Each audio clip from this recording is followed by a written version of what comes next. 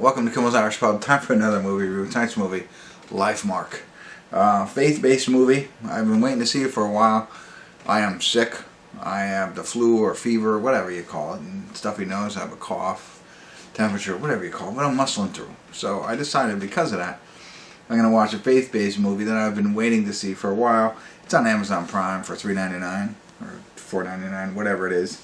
And it's about a kid who's 18 years old, and his birth month, he's obviously adopted, his birth month, I don't know why he said that, it's obviously, but his birth mother reaches out to him and wants to meet him after 18 years. So, kind of interesting there. And it also has Kirk Cameron in it. I wasn't sure if I was going to watch it or not.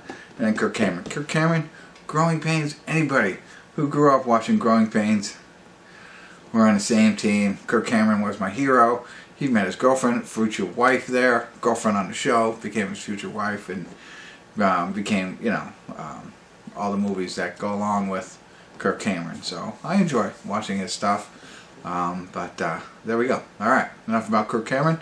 I'm going to get into it, find out what it's about, give you a better idea, let you know what I think. But keep in mind, it's faith-based, so if you're not into that, it might not be great. Oh, IMDb is like at 5.5, I want to say. I don't know. 5.9, which is great, but only 653 people rated it so far. So we'll see. Stick around. I'll be back.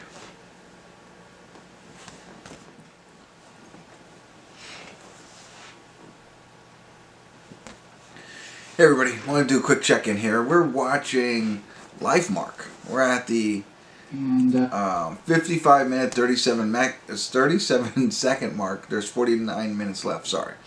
I know. I'm sick, but I'm battling. I'm battling here. Exactly 49 minutes left. That's pretty cool.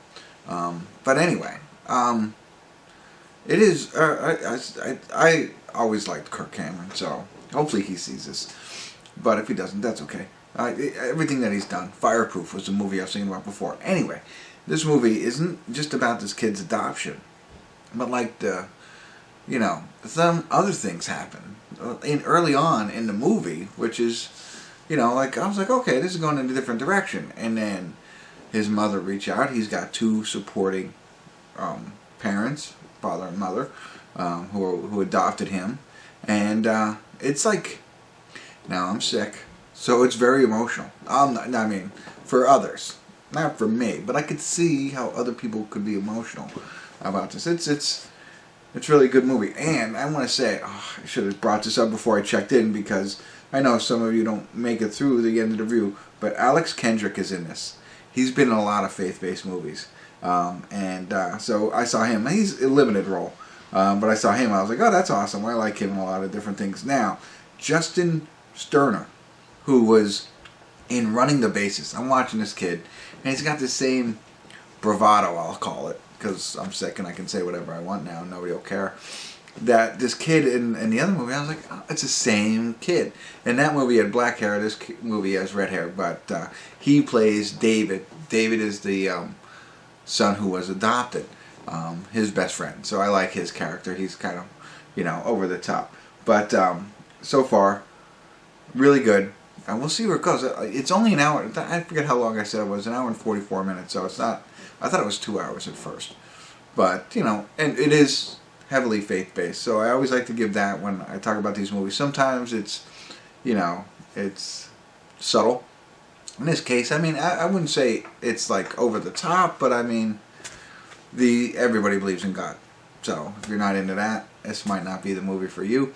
But at this point, his mother has now reached out to him and wants to meet him. And it's kind of cool. And actually for personal reasons. I don't want to talk... I'm not adopted. But I know a David who was. And that David always reminded me of Kirk Cameron. So I think that's wild. And he married a woman who I felt was like Kirk Cameron's actual wife. And I think that's odd that this person's name is David and everything like that. So, and this is based on a true story. So who knows? Could be based off that David that I know. But maybe not. Anyway, I'm rambling. I got my Candyland covers on. I got my sweatshirt on. And so we're going to get back to it. We're going to muscle through. And we're going to tell you. But so far, so good. Really like it a lot. But you've heard everything I had to say. That's it. I'll be back.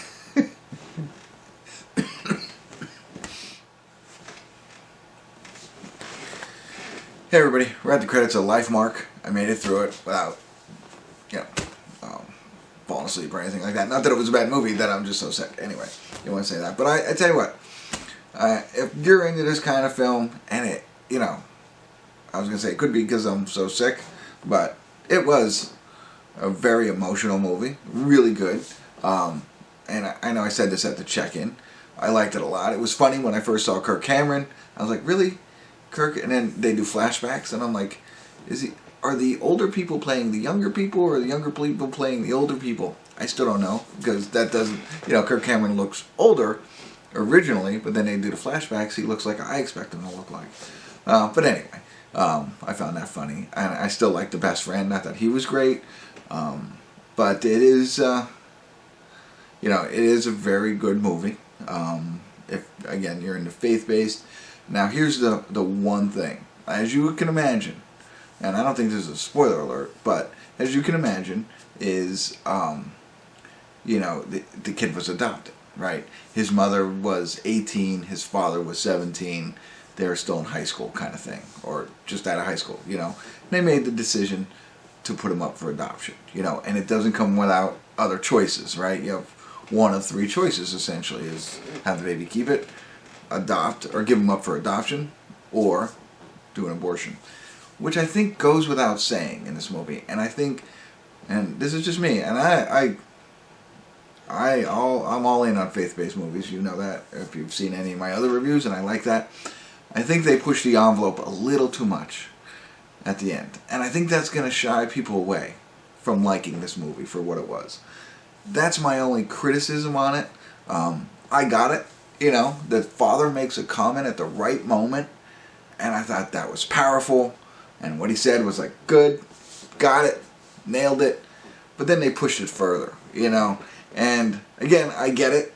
I just felt, and I'm being honest here, I love the movie, so let me preface it by that, kind of an agenda in that point, and I didn't think of that until that moment, I didn't think about it. I thought about a story of somebody who was adopted, finding his birth mother, and everything that goes along with all of that, and enjoyed it for that.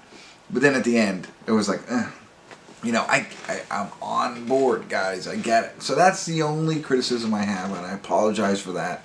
But otherwise, I thought it was fantastic. I really enjoyed it a lot. But that last piece knocked me down just a bit. I got it. We're in. We got it. But there you go. I thought of something else I wanted to say, but really quick. This is based on a true story, which is fantastic. What do I like at the end of a true story? I like to see the pictures. They did it right at the end of this. They give you the blurb on what happens basically to the family post-movie. I love that. They also give the pictures, and they do the side-by-side pictures. I wish everybody who does a real-life movie, or a movie based on real life, does the side-by-side pictures, because I just love that. I like seeing the pictures of the actual people, but it's even better when you can see them next to the actors and see what a great job. And I was thinking about this, not about that, but when they do the flashbacks, right? Kirk Cameron plays himself in both roles, but when they show the mother who gave him up for adoption, and then they show her a little bit older, I thought they did a really cool trick. They kept her in a red shirt, and that really made me like, wow. She looks really like her. They're obviously two different women. One's 18, one's a little bit older, whatever her age was. And I thought that was great. And they did that for the father as well, and same haircuts and everything like that. So I thought that was a really good job. Enough movies, they don't do that. They lax on that, and that doesn't happen. But they did in this case. So I thought that was pretty cool. I like that a lot. But I like seeing... and one last thing. I'm still keeping it all together here, people. This is based off of a documentary. I think it's lifemarkmovie.com. So if you want to learn more about it, it's there. It was a documentary. His friend Nate films it all in this movie. And I'm sure it wasn't just Nate on an iPhone doing it all. Although I did notice Kirk Cameron has a Samsung watch, not an iWatch or Apple Watch, whatever you call it. But anyway, so that's out there. The whole documentary of this as well. So... interesting. I enjoyed it a lot. So hopefully, if you're into these kinds of movies and you're not bored by what I've been saying, you might enjoy it as well. So just be aware, there's a little bit at the end that might, I like to be open and honest in everything that's in a movie. So there you go. That's it. Thanks for tuning in. Kimmel's Irish Pub.